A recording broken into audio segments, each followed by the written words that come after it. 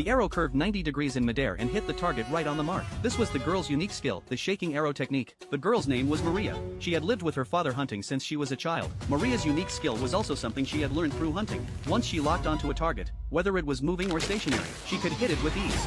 So every time she went hunting, she would return with a full load. However, an accident occurred that day. When Maria returned home from hunting, she saw a raging fire in the distance. It turned out that the giants had broken through the high wall and were launching a frenzied hunt for humans. In order to survive, she and her family evacuated urgently and retreated to the commercial district. After witnessing the cruelty of the giants, Maria decided to join the monster-killing squad. They vowed to fight the giants to the death. But no matter how hard she tried, she just couldn't master the skill of flying. One day while eating, Maria suddenly noticed that there was much less food than usual. The other team members suspected that someone might have stolen their food. Upon hearing this, Maria suddenly remembered that several new people she hadn't seen before had recently arrived at the cafeteria. Perhaps they were the thieves who had stolen the food. So Maria stayed alone in front of the canteen at night. Sure enough, things were as she had thought. There were indeed several thieves stealing food. Just as they were about to carry the food away,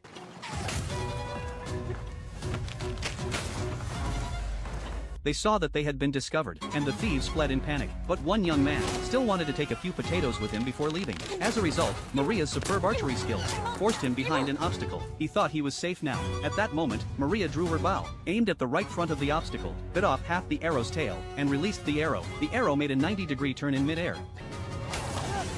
pinning the thief to the cart. The thief couldn't figure out where the arrow had come from. When Maria walked up, she realized